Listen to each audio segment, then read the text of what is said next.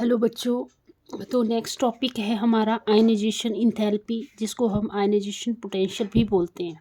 ठीक है, बहुत इम्पोर्टेंट है ये आयनाइजेशन इंथैल्पी। पेपर में बहुत ज़्यादा क्वेश्चन इससे रिलेटेड पूछे जाते हैं।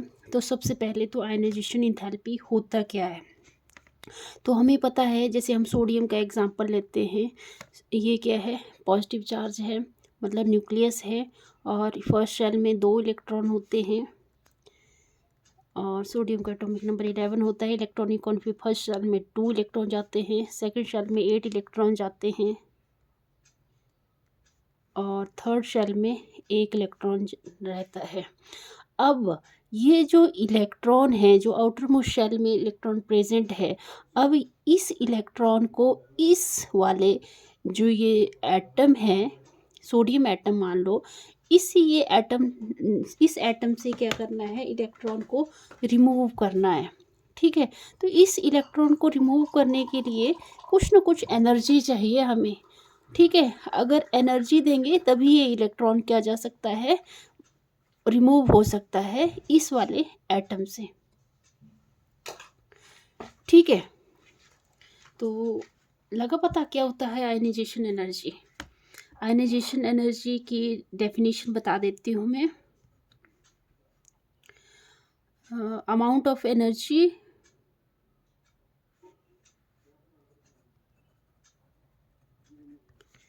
amount of energy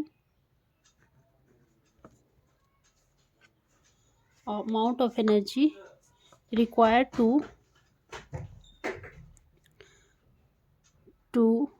remove an electron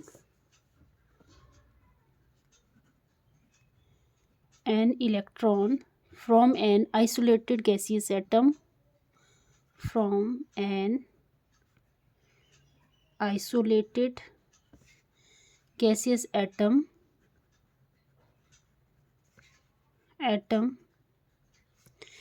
in its ground state।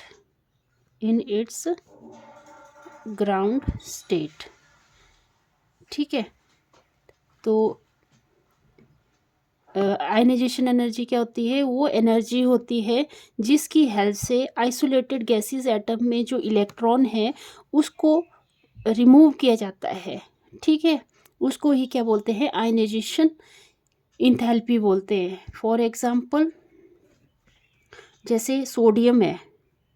ठीक है, सोडियम क्या है, गैसियस स्टेट में है, और इसकी इलेक्ट्रॉनिक कॉन्फ़िगरेशन 281 होती है।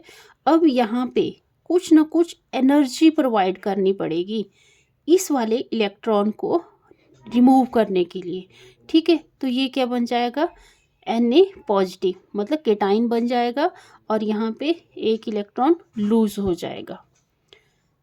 ठीक है, तो ये जो एनर्जी है, इस एनर्जी का यूज़ हम क्यों कर रहे हैं, सोडियम एटम में जो 1 इलेक्ट्रॉन है उसको रिमूव करने के लिए इस एनर्जी का यूज़ कर रहे हैं। उसी को हम क्या बोल रहे हैं, ionization energy. The energy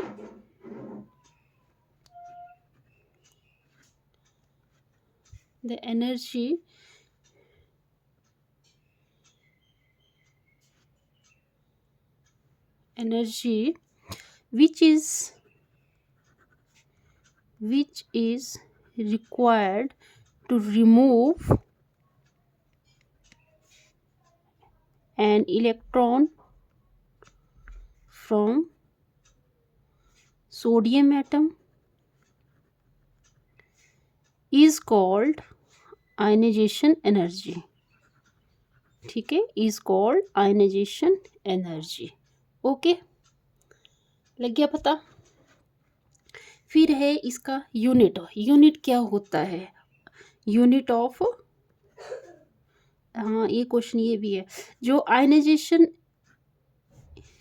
ionization जो इंथैल्पी है उसको हम किससे डिनोट करते हैं, डेल्टा एच से, क्योंकि इसमें एनर्जी हमें क्या करनी पड़ती है, देनी पड़ती है। तो ये जो आयनाइजेशन एनर्जी की जो वैल्यू है वो हमेशा क्या आती है, पॉजिटिव आती है।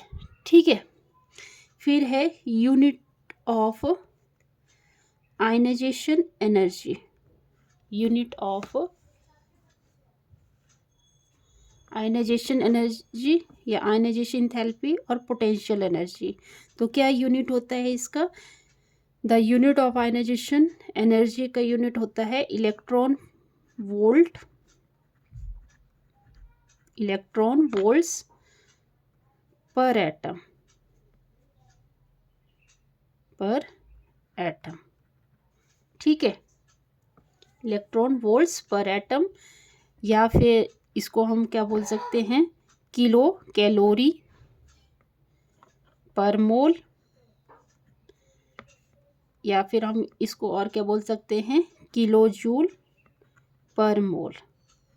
ठीक है, तो आई होप आपको इसका भी पता लग गया है, यूनिट का भी। उसके बाद है types of ionization enthalpy.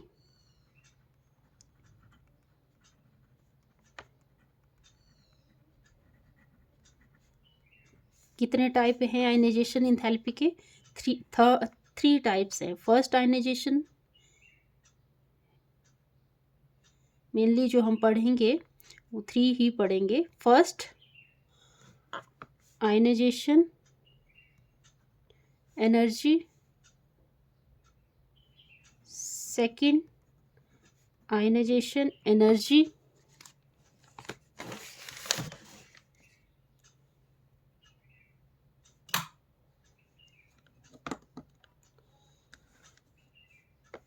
And third ionization energy. अब क्वेश्चन ये पूछ लिया जाता है इसमें कि जो थर्ड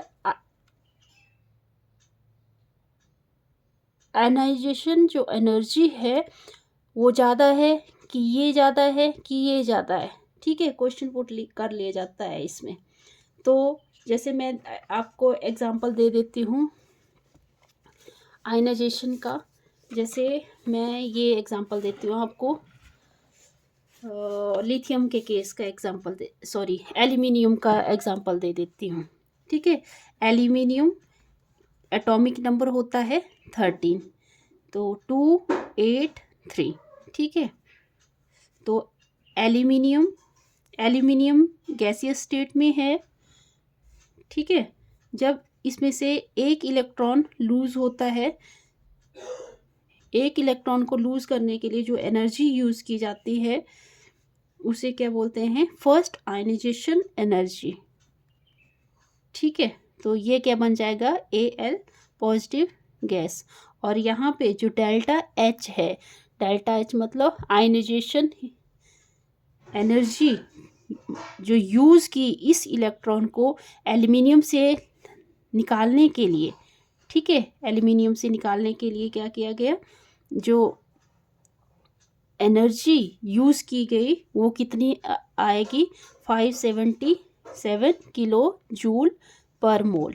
ठीक है, अब यहाँ से इलेक्ट्रॉन निकालना और भी मुश्किल है, तो इससे हमें क्या करना, इसको हम बोलेंगे फर्स्ट आयनाइजेशन एनर्जी। ठीक है, फिर ये वाला एटम लेंगे Al पॉजिटिव गैसियस स्टेट, मतलब इसमें कितने इलेक्ट्रॉन है, आउटर मोस्ट शेल में 2 इलेक्ट्रॉन हैं। ठीक है, अब यहाँ से इलेक्ट्रॉन निकालना है तो क्या बन जाएगा, Al एक इलेक्ट्रॉन और निकला तो यहाँ पे कितना बन जाएगा, 2 पॉजिटिव गैसियस स्टेट में। और यहाँ पे कितने इलेक्ट्रॉन रह जाएंगे, 281।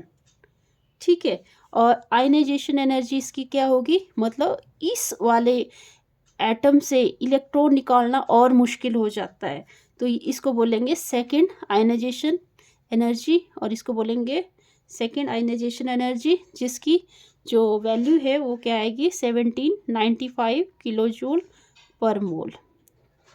ठीक है, अब यहाँ से अब Al2 पॉजिटिव मतलब क्या है, चलो इसमें मैं बताती हूँ बाद में, एक इलेक्ट्रॉन और लूज करना पड़ेगा, तो क्या बन जाएगा, Al3 पॉजिटिव, मतलब 28 ही रहेगी अब इलेक्ट्रॉनिक कॉन्फ़िगरेशन।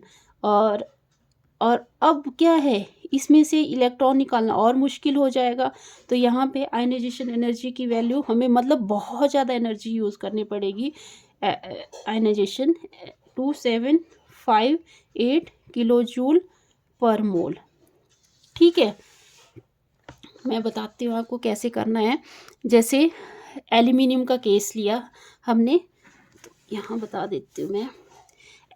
एल्यूमिनियम में ये पॉजिटिव चार्ज और ये 2 इलेक्ट्रॉन, और सेकंड शेल में 8 इलेक्ट्रॉन, ठीक है, और थर्ड शेल में 3 इलेक्ट्रॉन। ठीक है, अब एक इलेक्ट्रॉन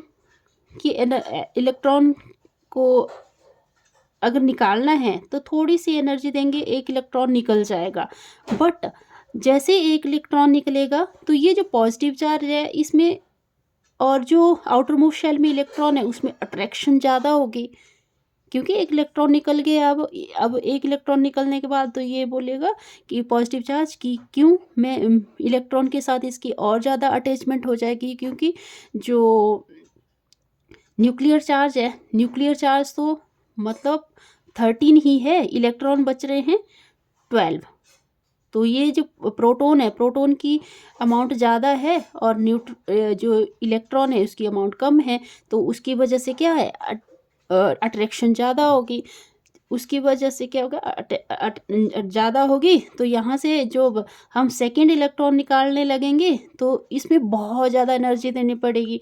फिर जब हम थर्ड ये निकालेंगे, ठीक है, इलेक्ट्रॉन निकालेंगे, तो प्रोटॉन की संख्या तो उतनी ही है ना, बट ये जो इलेक्ट्रॉन है यहाँ कितने बच जाएंगे, फिर 11 बचेंगे, और ये और ज़्यादा अटैचमेंट हो जाएगी प्रोटॉन और इलेक्ट्रॉन के बीच में। तो ये क्या है, इलेक्ट्रॉन निकालना और मुश्किल हो जाएगा। तो हमें क्या करना पड़ेगा, ज़्यादा से ज़्यादा एनर्जी देनी पड़ेगी। ठीक है, मतलब जितने हम इलेक्ट्रॉन निकालेंगे उसके अकॉर्डिंग हमें एनर्जी भी ज़्यादा लगानी पड़ेगी। तो इसका बोलने का मतलब ये है, इसका मीनिंग ये निकलता है कि जो थर्ड आयनाइजेशन एनर्जी है उसकी वैल्यू ज़्यादा होती है as compare to second ionization energy, as compare to first ionization energy. ठीक है, यहाँ से क्वेश्चन पूछ लिया जाता है। तो अगर वीडियो पसंद आया तो प्लीज़ शेयर करें, सब्सक्राइब करें चैनल को ज़्यादा से ज़्यादा। Thank you.